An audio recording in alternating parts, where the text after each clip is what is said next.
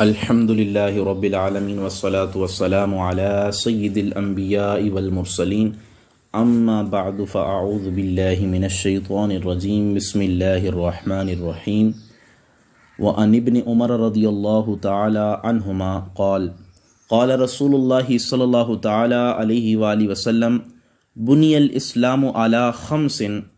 حضرت عبداللہ بن عمر رضی اللہ تعالی عنہما سے روایت ہے، آپ فرماتے ہیں کہ اللہ کے پیارے رسول صلی اللہ تعالی علیہ وآلہ وسلم نے ارشاد فرمایا، بنی الاسلام علی خمس، اسلام 5 چیزوں پہ قائم ہے۔ شہادت ان لا الہ الا اللہ، نمبر 1 یہ گواہی دینا کہ اللہ کے سوا کوئی معبود نہیں، وَأَنَّ مُحَمَّدًا عَبْدُهُ وَرَسُولُهُ، اور اس کے پیارے نبی حضرت محمد مصطفیٰ صلی اللہ تعالی علیہ وآلہ وسلم اس کے بندے اور رسول ہیں۔ وَإِقَامُ الصَّلَاةِ، اور نماز صحیح ادا کرنا یا نماز قائم کرنا۔ وَإِيتَاءُ الزَّكَاةِ، اور زکوٰۃ دینا۔ وَالْحَجُّ، اور حج ادا کرنا۔ وَصَوْمُ رمضان، اور رمضان کے روزے رکھنا۔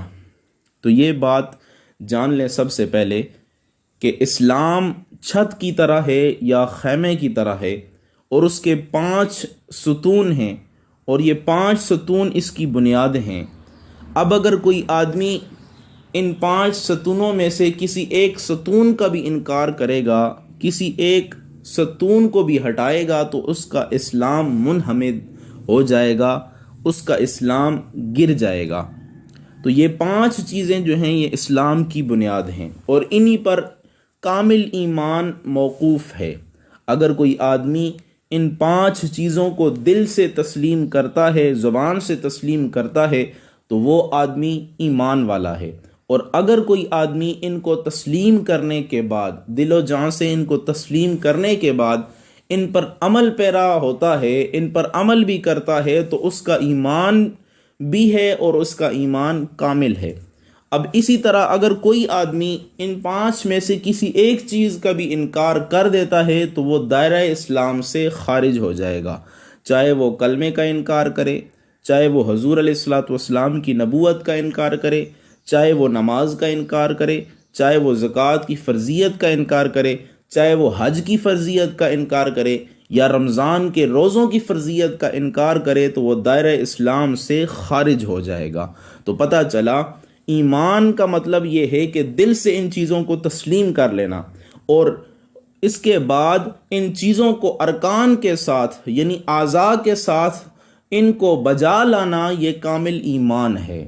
تو نماز پڑھنا، 5 وقت کی نماز ہر بندہ مومن پہ فرض ہے، تو اگر بندوں کو چاہیے کہ 5 وقت کی نماز جیسے ہی ہر نماز کا وقت آئے تو اس کو اپنے وقت پہ ادا کرے۔ اسی طرح اس کے مال پر سال گزر گیا، اس پہ قرضہ بھی نہیں ہے، اور اس کے پاس 52.5 تولہ چاندی کی مقدار تک مال موجود ہے، تو اس پر جو ہے زکوٰۃ لازم ہے۔ اسی طرح اگر وہ حج کی استطاعت رکھتا ہے تو پوری زندگی میں اس پر 1 مرتبہ حج جو ہے وہ فرض ہوگا۔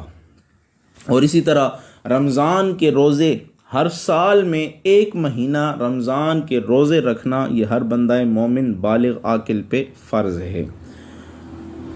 تو اللہ تعالیٰ سے دعا ہے کہ اللہ تعالیٰ ہم سب کو ان ارکان اسلام پہ عمل کرنے کی توفیق عطا فرمائے۔ اور دوسری چیز یہ بھی یاد رکھ لیں کہ نماز ہجرت سے پہلے یعنی معراج میں فرض ہوئی، اور زکوٰۃ، روزہ یہ 2 ہجری میں فرض ہوئے، اور حج جو ہے یہ 9 ہجری میں فرض ہوا۔ اللہ سے دعا ہے اللہ تعالی ہم سب کو اسلام کے ارکان پہ عمل کرنے کی توفیق عطا فرمائے۔ آمین برحمتک یا ارحم الراحمین۔